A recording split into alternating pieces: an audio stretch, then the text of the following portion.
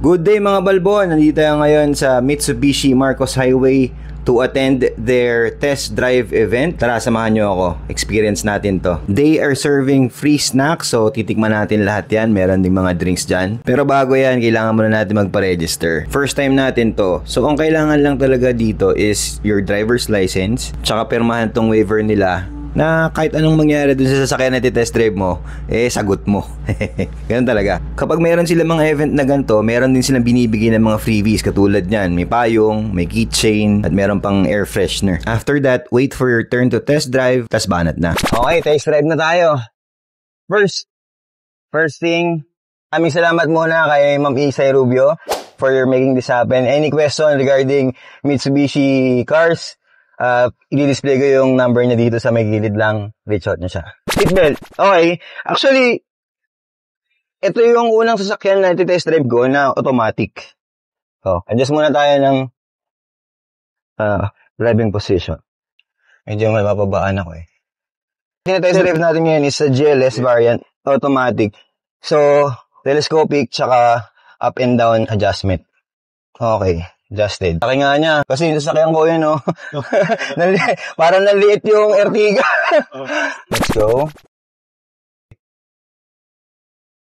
go. Let's drive. So far, smooth yung drive niya. Weighted yung steering wheel. Hindi siya ganun kagaan. Hindi, syempre, sa size nung vehicle. Pero, responsive siya. Responsive talaga siya and, malambot. Driving position. Commanding naman yung view niya kasi kita mo yung kita mo yung harapan ng sasakyan. So, bigyan natin ng konti. Ayos, pare. Smooth. And then braking, okay din yung braking. Ayos yung makina tsaka yung transmission, maganda yung pagkakamatch niya. Tapos ito na yung bagong engine, so mas malakas to dun sa previous generation ng which is Strada, ito Triton na. Pagka naka-drive ka, hindi mo na kailangan talagang apakan yung accelerator. Pagka binitawan mo ng konti yung brake, mag-abante na siya kagad. So, I think this is very comfortable, especially sa mga ganitong sitwasyon na traffic. Yan. Tignan natin turning radius niya dito sa U-turn. Okay. Naku, tingin ko ang sarap nito sa long drive sigurado. Pagka ginamit mo to sa long ride. Ayan, nice.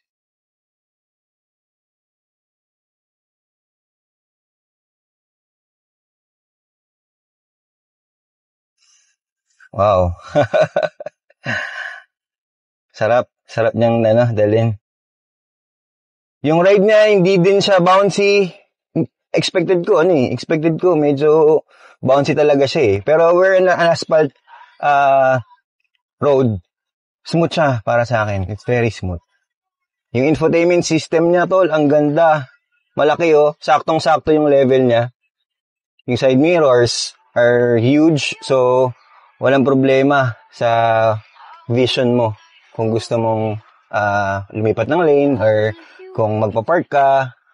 So, kitang-kita mo siya. Tsaka yun nga, yung vision mo dito sa harapan, kita mo yung harapan ng hood. Kaya parang mas madali siyang i-maneuver. Kahit na malapad and mahaba. Vision-wise, okay. Tapos, safety features nito, may airbag dito. Parking sensors, backup camera. Fuel economy ngayon, nakikita natin, average 13.5 per 100 kilometer. Alam ko na papalitan yan So, yan, sa traffic, stop and go. Basic na basic. Diba? This is coming from somebody who's driving manual transmission. Siyempre. So, iba yung indifference talaga is there. Iba talaga yung amoy ng Mitsubishi. Naalala ko yung meron Mitsubishi Adventure yung tita ko. Iba yung amoy talaga ng bagong Mitsubishi. Iba sa ibang sasakyan. Bango. Nakaka-addict. Tsaka yun nga, the cabin is really huge. Parang, komportable ka Kasi may armrest ka pa, kung sakasakaling malayo yung biyahe mo, di ba? Relax ka lang. Ayos na. Ayos din, yung mga ganong lubak. Basic na basic yun. Hindi ka mabibitin eh. Oh. Ayoko pang itry yung manual mode eh. Pero tingin ko, lalo na pag manual mode mo to, mas mabibigay yung gusto mo eh. Steering wheel niya, okay naman, comfortable naman. Hindi naman siya ganun katigas. Smooth naman. Ito medyo leather-like tong dito sa ibabaw. Tapos dito plastic. Perforated ba tawag dito? Ganda talaga ng loob nito. Ganda ng niya, interior. Tapos yun nga, komportable ka sa loob. Wireless charging meron pala to. Napakalamig ng aircon. So tingin ko kahit na walang aircon vents dun sa likod, mabilis niyang mapapalamig yung cabin. Hindi ka para mainitan yung mga pasahero mo sa likod, hindi mainitan. Kasi ito na, ibigay mo na sa kanila tong dalawang gitna, kahit itong gilid lang yun sa'yo. Lamig na nga na kamay ko eh. Ang tahimik dito sa loob. Umaarangkada ako, hindi ganun kaingay yung makina. Pati yung traffic sa labas, sakto lang, kalmado dito sa loob. Hindi siya ganun kaingay. Okay naman. Yeah, para hindi ka nang mahirapan. Okay, sige. Okay, tapos, park. Handbrake. Ayan. Ayos. Ayos.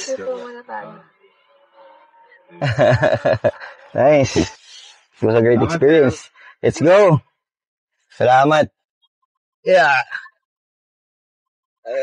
Salamat. After ng test drive, may pagkain pa.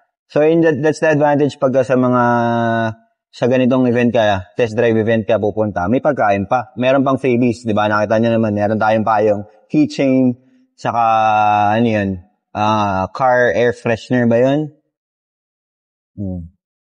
Ayos. Kuya, patikim naman ako ng ice cream. Oh, may ice cream pa. Yun, thank you. Diba? Okay, so kakatapos na natin kumain after ng test drive, masasabi ko na I'm satisfied with the ride.